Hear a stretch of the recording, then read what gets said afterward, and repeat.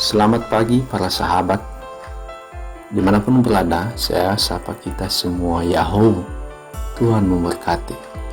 Saat ini saya mengajak para sahabat semua untuk menyaksikan video pembelajaran IPS. Materi kita saat ini yaitu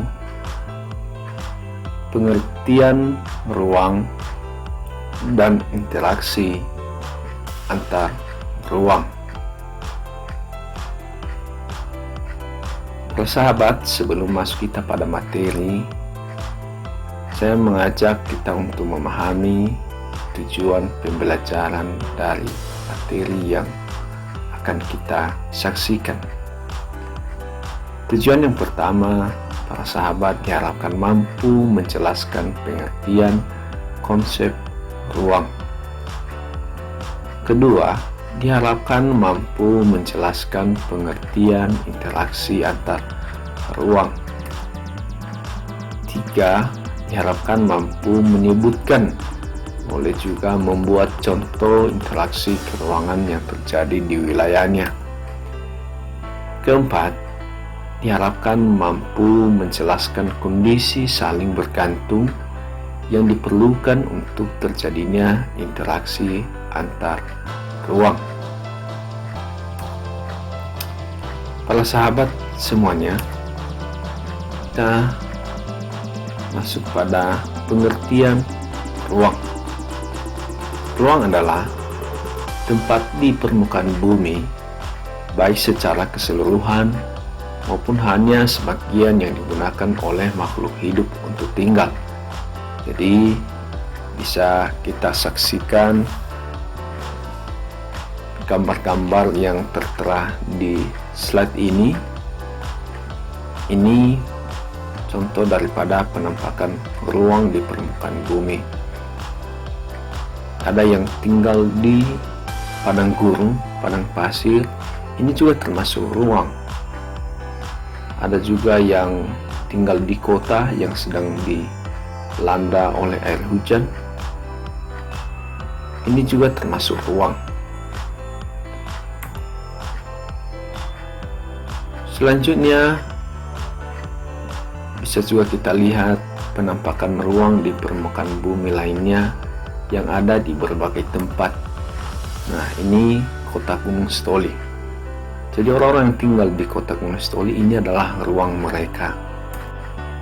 Para sahabat, ruang juga tidak dibatasi hanya milik manusia.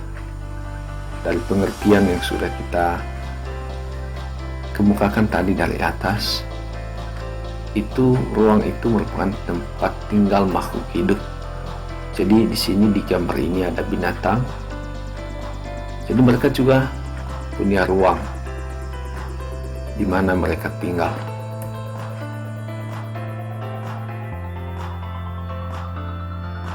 Nah, ini adalah penampakan ruang di mana tidak ada manusia, tetapi ada tumbuhan yang merupakan juga makhluk hidup. Jadi ini adalah penampakan ruang makhluk hidup lainnya. Kalau ada juga manusia yang tinggal di sini, ini adalah termasuk ruang daripada manusia itu sendiri. Ini adalah penampakan ruang. Ini adalah kota Jakarta. Jadi orang-orang yang tinggal di Jakarta ini termasuk juga ruang mereka.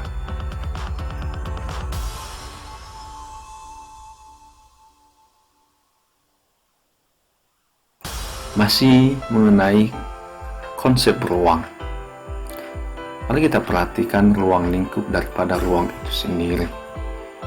Lingkup daripada ruang mencakup atmosfer terbawah yang mempengaruhi permukaan bumi. Jadi untuk diketahui, bukan hanya udara yang menyentuh permukaan bumi yang termasuk lingkup daripada ruang, tetapi atmosfer terbawah juga itu mencakup mengenai ruang. Jadi telah kita ketahui atmosfer itu memiliki beberapa lapisan. Nah, yang dimaksud di sini adalah lapisan terbawah yang mempengaruhi permukaan bumi secara langsung.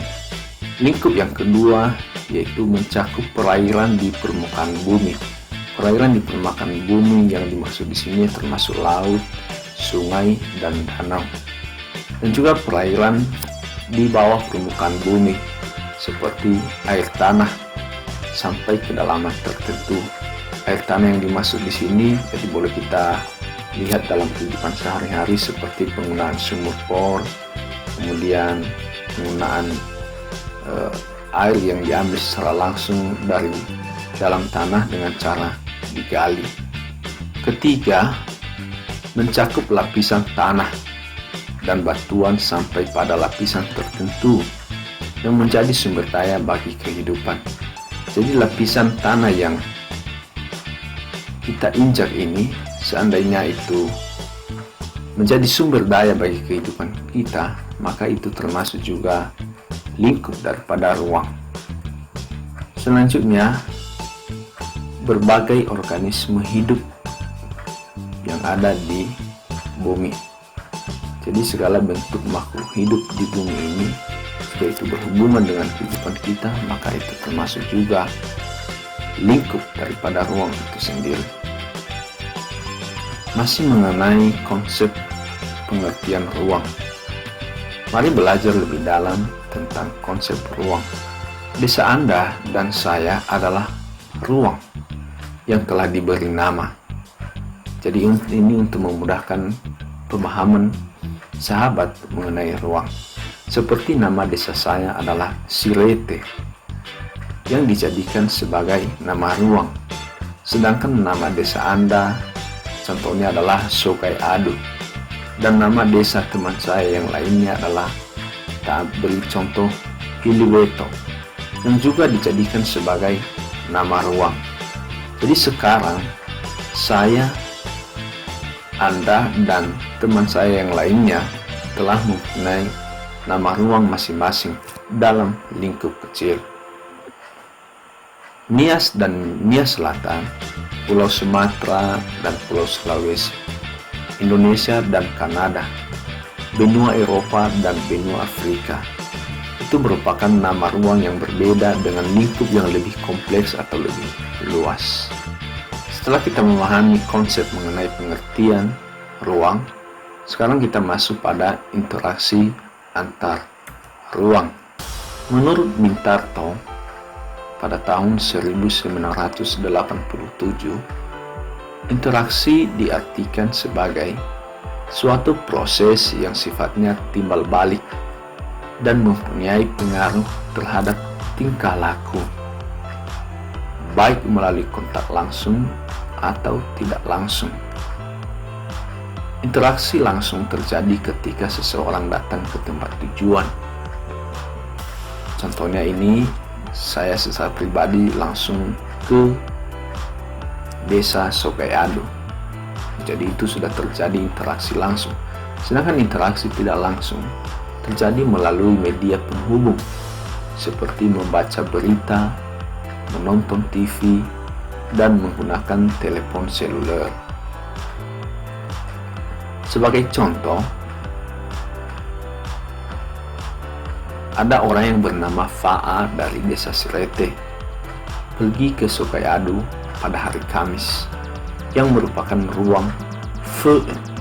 Maksud saya ini Fe ini nama orang, dengan tujuan belanja barang kebutuhan karena bertepatan pada hari tersebut adalah berlangsung pasar mingguan.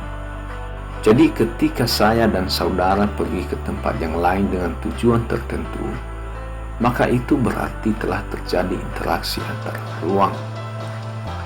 Jadi saya ulas mengenai interaksi tidak langsung. Interaksi tidak langsung yang dimaksud di sini, kita bisa berhubungan dengan orang lain, tetapi tidak bertemu, melainkan menggunakan media penghubung seperti yang kita gunakan sehari-hari adalah telepon seluler. Para sahabat semuanya, setelah kita memahami mengenai interaksi antar ruang, sekarang kita masuk pada kondisi saling ketergantungan. Terjadinya interaksi antar ruang tidak terlepas dari perbedaan karakteristik masing-masing ruang. Sungai Adu dan Hilipeto adalah tempat berlangsungnya pasar mingguan di waktu yang berbeda. Otomatis orang-orang yang ada di Sirete melakukan interaksi antar ruang dengan cara pergi ke ruang atau tempat-tempat tersebut, maksudnya Sungai Adu dan Hilipeto, dengan tujuan untuk belanja berbagai barang, karena di tempat asal mereka tidak ada pasar mingguan.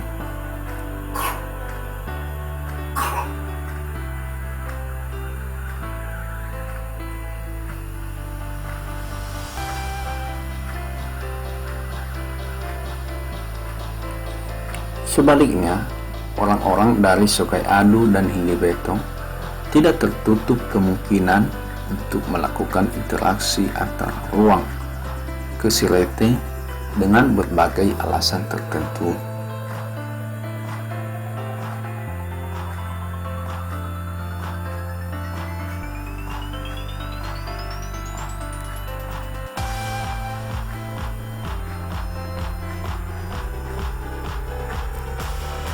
Masih mengenai kondisi saling ketergantungan.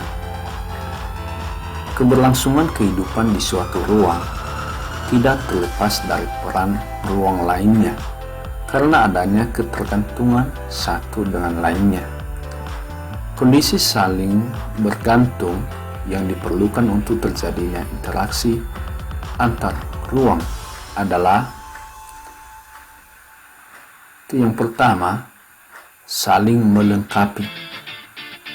Hal ini terjadi jika ada perbedaan hasil komoditas antar wilayah, seperti wilayah Desa Sirete itu cenderung menghasilkan duku, sedangkan Desa Sungai Adu cenderung menghasilkan durian.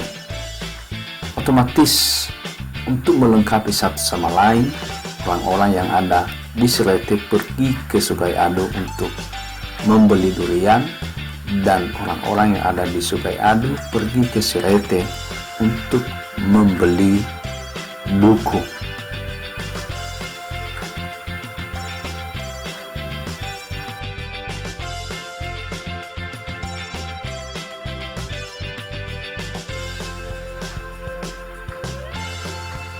Yang kedua adalah kesempatan antara. Hal ini terjadi jika ada dua wilayah yang menyediakan kebutuhan yang sama, tetapi jarak dari tempat asal mereka memiliki perbedaan. Ada yang jauh, ada yang dekat. Otomatis orang akan memilih jalan yang paling dekat. Sebagai contoh tadi, jarak dari Sungai Adu ke Sirete punya jarak 5 km, sedangkan Hilipeto jaraknya dari Sirete hanya 1 km. Otomatis orang-orang dari Sirete lebih memilih untuk belanja ke Hilipeto dibandingkan dengan Sungai Adu.